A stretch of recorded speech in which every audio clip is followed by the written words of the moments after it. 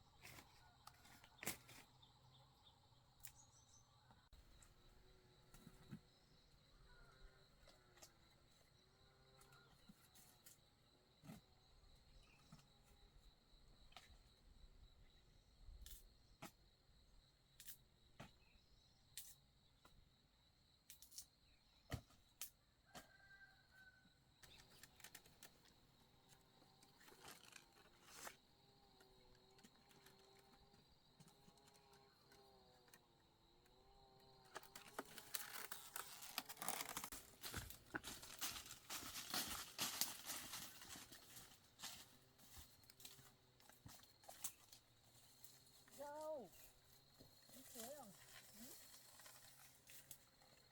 Thấy không, Gâu ăn chuối không? Đây, này, đây. Ăn này, bé nhé.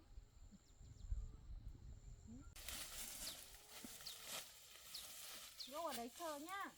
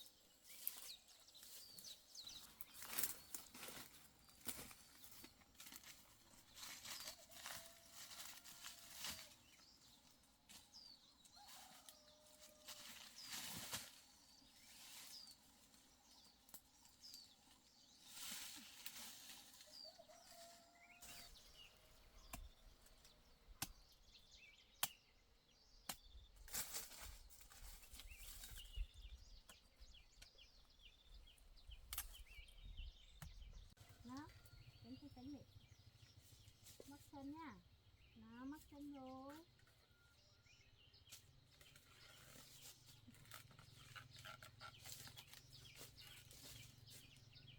Đi về rồi, đi. Đi.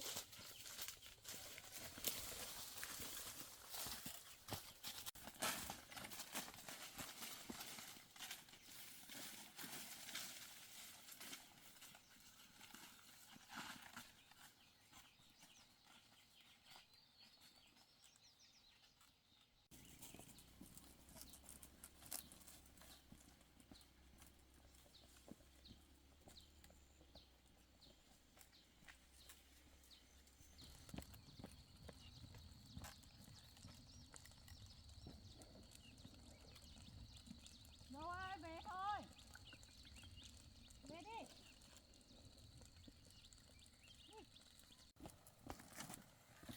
Không có anh chị. Không có nước thì tôi cho em lấy. Không lấy đinh rồi. Vâng. Thế à? Vâng. Thì không nên có thì tốt. Cán bò này không phải chấm gì cả.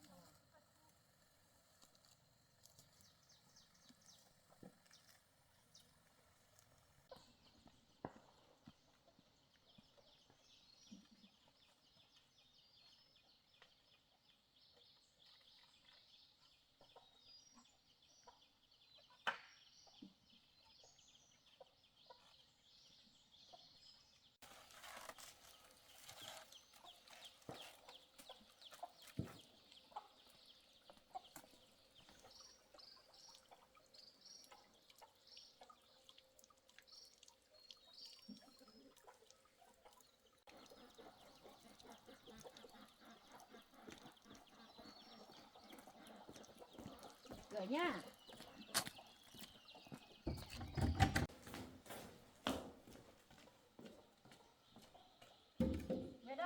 Về đây ngồi đi. Về đây. Đến cần hạt cây xuyến chi này. Không cần đi chui vào trong mương hả?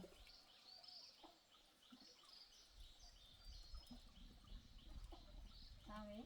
Ừ?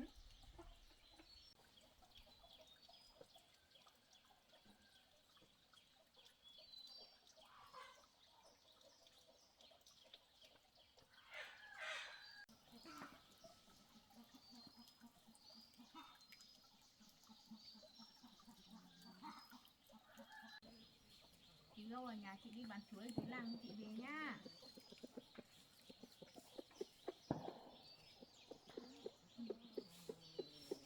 Này đâu? Ừ?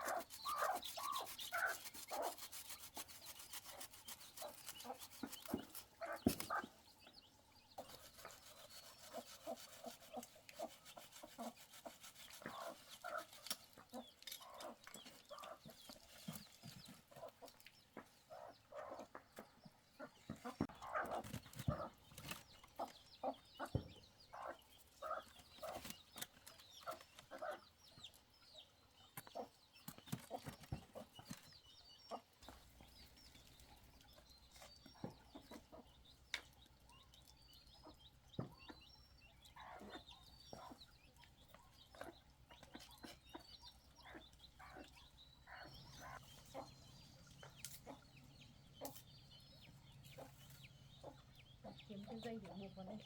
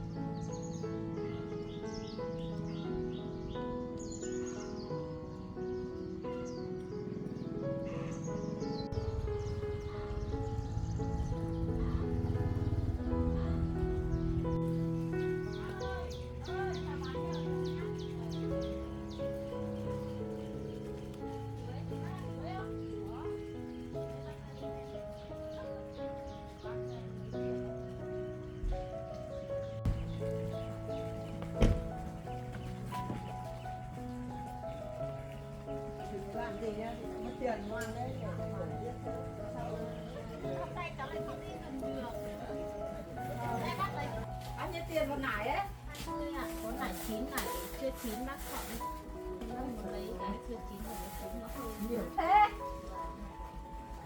Đây bác chọn. Bác ăn nải chín thì Bác lấy mà đủ. xài mình vâng. Đây là nải chín vâng. Bác chọn. Xanh này thì đợi tầm 2-3 ngày là chín rồi đó. Bác cũng mua.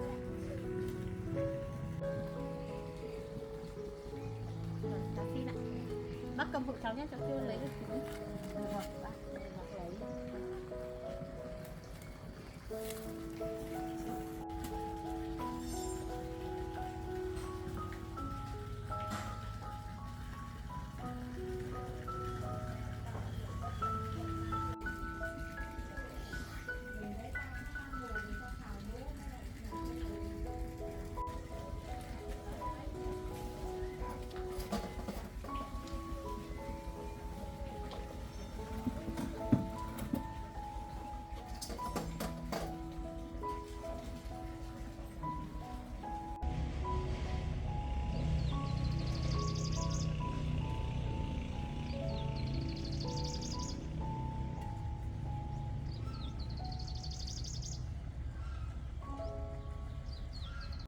Thế thì lấy nải xanh thì cho nải xanh xuống trước đi cho nó đỡ bị chảy.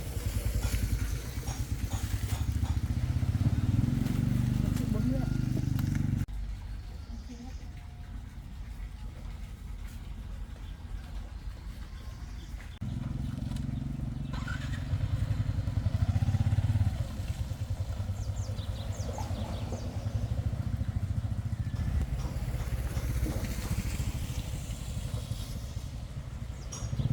Đi đâu về?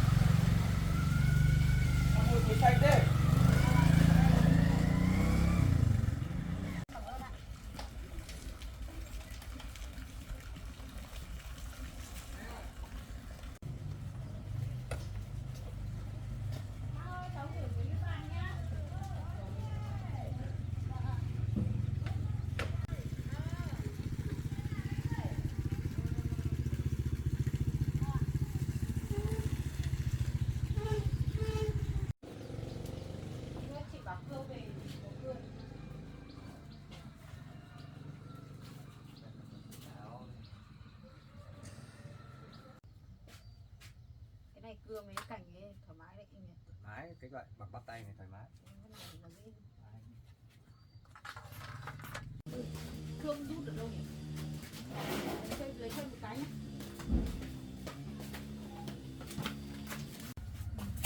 Cái này khoảng mấy mét nhỉ anh nhỉ? 5 mét. 5 mét thoải mái này. Còn kia có cái 7 mét. Đây hai cái này của em bao tiền?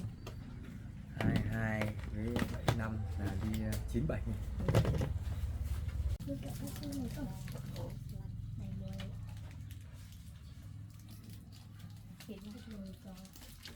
Em cảm ơn nhé.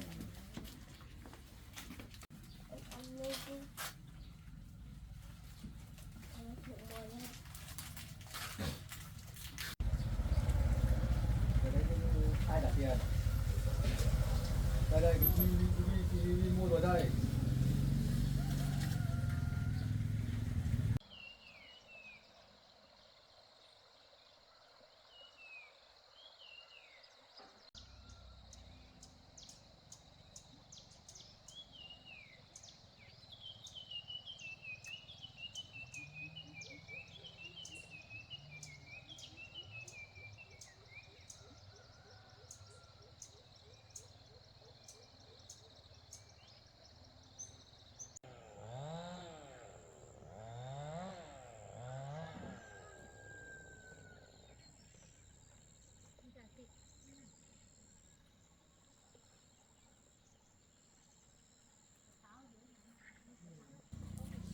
Em chị có hoa để tặng quà ảnh tại phụ nữ không?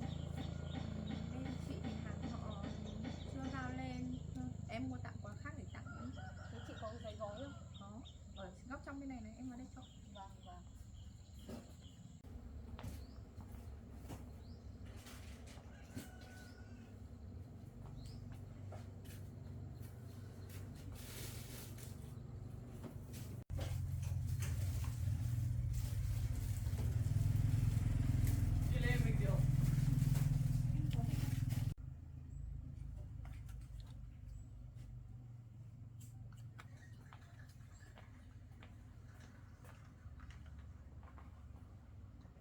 Chị xem có cái hộp nào không cho em có lấy giấy không?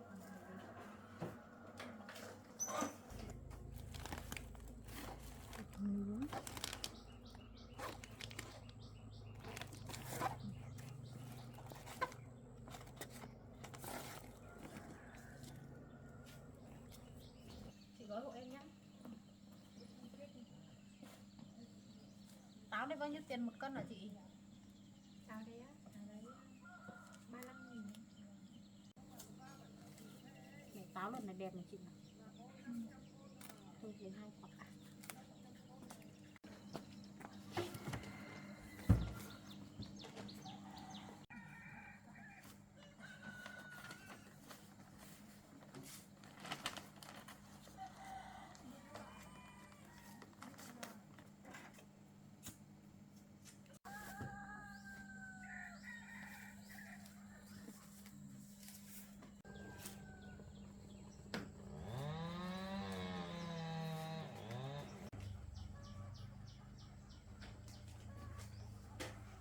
Tay của em màu xanh thế.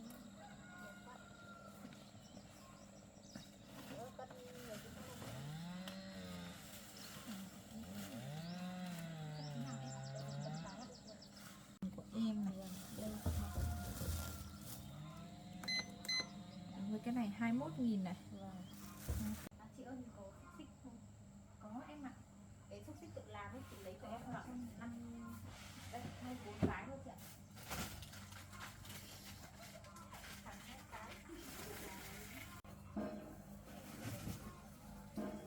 Có.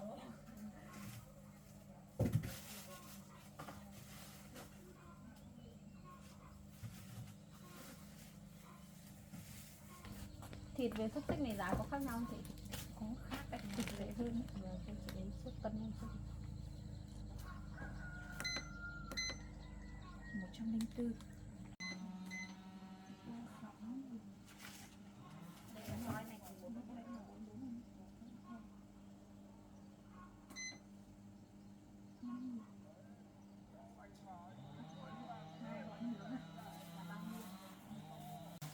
Để em tổng bao nhiêu ạ? Còn em là 320 em ạ.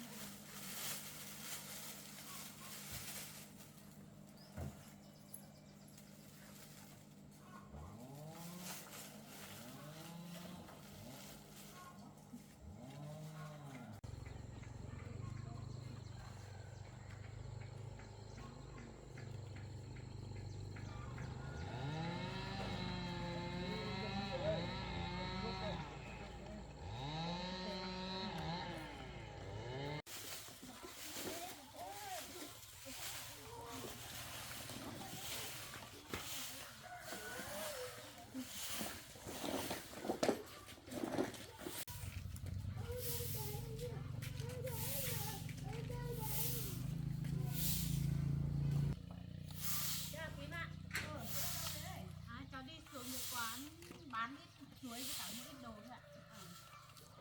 Nhân ngày quốc tế phụ nữ thì cháu không có gì cho tí, cháu mua một món quà nhỏ để tặng thím. Thím nhá. Chúc thím thì lúc nào cũng xinh đẹp với cả bạn trẻ thím nhá.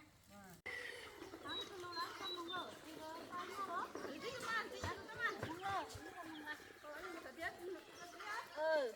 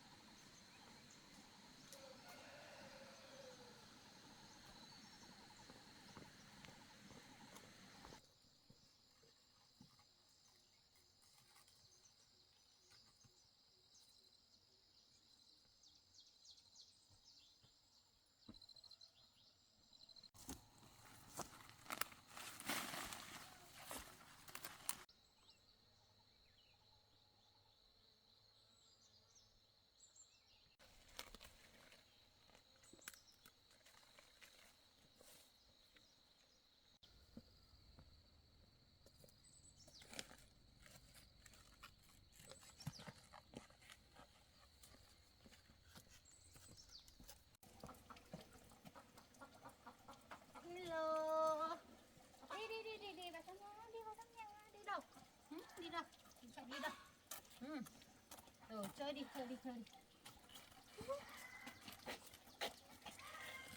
Ôi ôi. Đi vào nhà nhá, đi.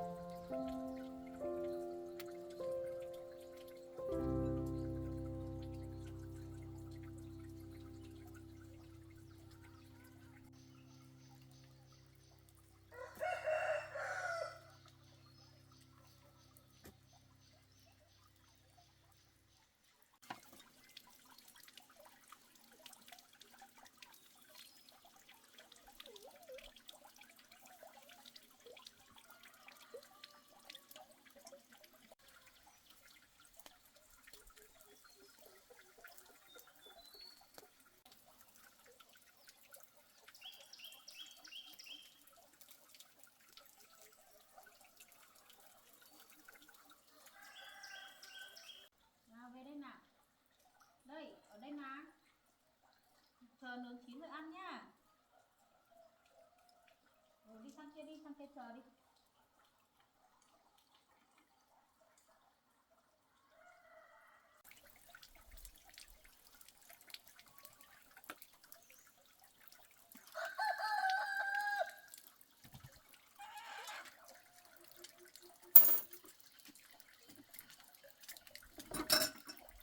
Tới đây.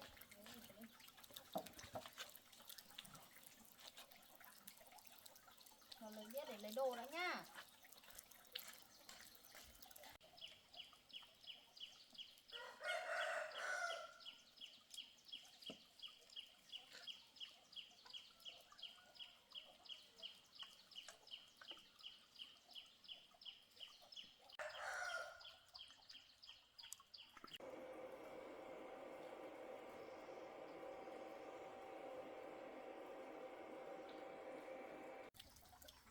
Ăn đi.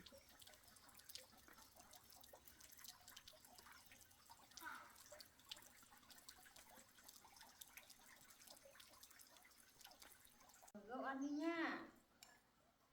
Đây. Đây đây. Đây nữa.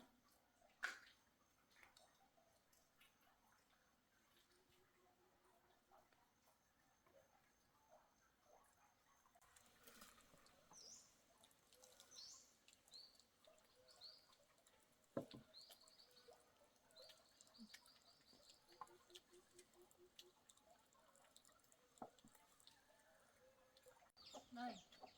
Đây của Gậu đây.